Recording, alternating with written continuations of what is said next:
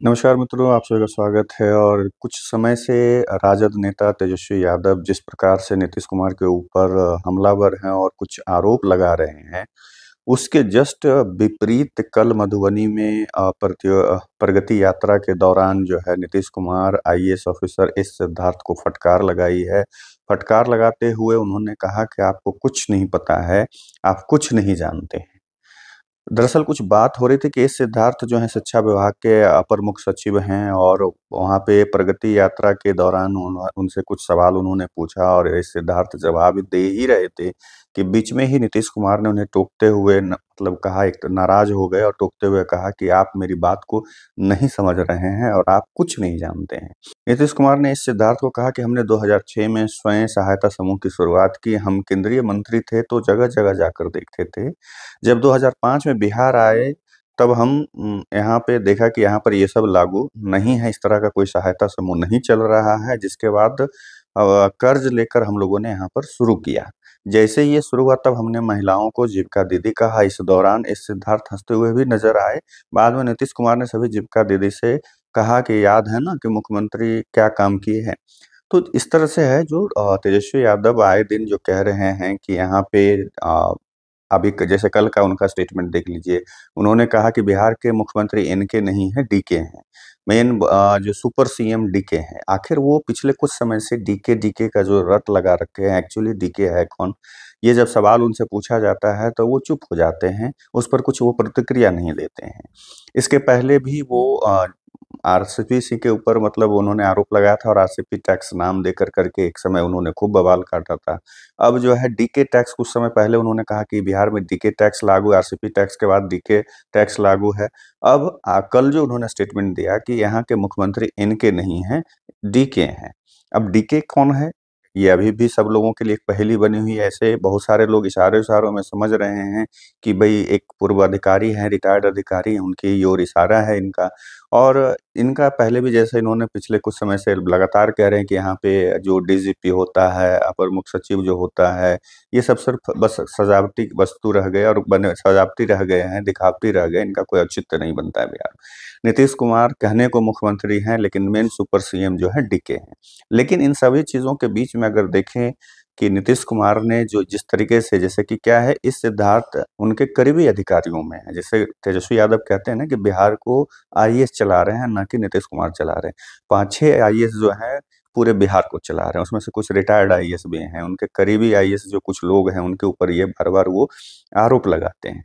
लेकिन एक चीज़ और है कि भई अगर उनके करीबी आईएएस थे और उनको इस तरह से उन्होंने फटकार लगाई सरेआम, तो इससे बात से साबित होता है ना कि इनकी बात को उन्होंने गलत साबित किया नीतीश कुमार ने। और जैसा कि ये भी वो पहले कहते थे कि बीजेपी जो है कब्ज़ा नीतीश कुमार के ऊपर कर लिया है, कुछ जदयू के लीडरों को अपने साथ मिला कर के नीतीश कुमार को एक तरह से अपहरण कर लिया है। लेकिन अब उनका जो है इस तरह से आ रहा है कि अब बीजेपी के ऊपर आरोप लगा कर के अब वो आईएएस ऑफिसरों के ऊपर बोल रहे हैं। तो आईएएस ऑफिसर जहाँ पे भई यहाँ पे ऐसे भी अगर एक तरफ देखा जाए तो आईएएस ऑफिसर ही पूरा स्टेट हो या देश हो, वही चलाते हैं। ठीक है, आप सामने बैठे हुए रहते हैं, आप सिर्फ़ दस्तखत करने का काम करते हैं, मेन काम तो आईएएस का ही है। लेकिन जिस तरह से आप आरोप लगा रहे थे कि हाँ, उनकी नहीं चलती, उनकी सुनी नहीं जाती, उनको कुछ ये नहीं होता है, तो उन्होंने तो कल दिखाया कि सरेआम अपने सबसे करीबी अधिकारियों में से एक अधिकारी को उन्होंने फटकार लगाई और ये भी कहा कि आपको कुछ पता नहीं, आप कुछ जानते नहीं हैं।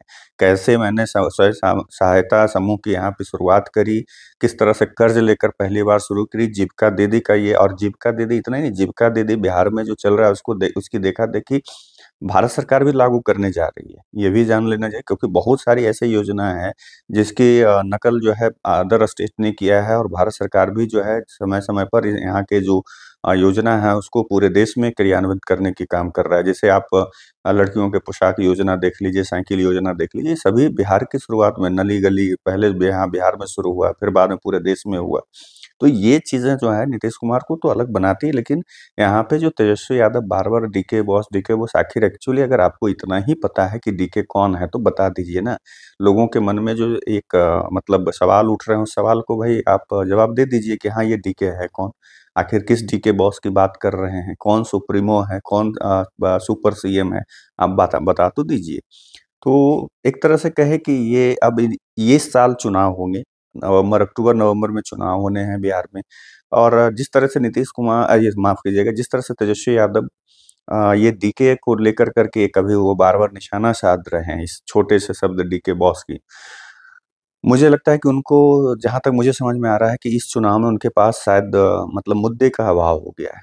क्योंकि स्टेट में जब भाई जनता के बीच में, जनता को डीके से क्या मतलब है?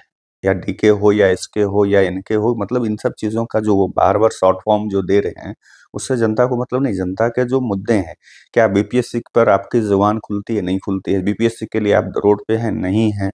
बच्चों के, छात्रों के लिए आपका कोई सवाल अभी तो उस पर उठाना चाहिए था ना? क्या आप, अगर आप संघर्ष करते उन बच्चों के साथ, तो संभवतः शायद 70वीं बीपीएससी की जो परीक्षा हुई वो रद्द हो सकती थी, जिसकी माँग कर रहे हैं छात्र लोग। तो वो भी नहीं दिखता है। और अदर्स जो मुद्दे हैं, चाहे वो लॉ एंड ऑर्डर के मुद्दे हों या किसी और चीज़ के मुद्दे हों, उस पर उनका कुछ नहीं दिखता है। तो ये लगता है कि इनका जो है ये कन्फ्यूज़ हो गए हैं, और सिर्फ़ ये डीके के जो शॉर्ट फॉर्म है, उस पर वो चाह रहे हैं कि हम 25 में सरकार बना लें। तो इससे साफ साबित हो रहा है कि तेजस्वी यादव के पास मुद्दे की कमी हो गई है। ख़ैर, चलिए, ये अब आगे-आगे धीरे-धीरे देखिए कि बिहार में जैसे चुनाव होने वाले हैं, तो राजनीति अलग-अलग रूप लेते जाएगी और एक से एक शगुफ़े छोड़े जाएँगे। देखिए आगे क्या होता है, तब तक के लिए आप लोगों से विदा लेता हूँ, दूसरे वीडियो में मिलूँगा। नमस्कार।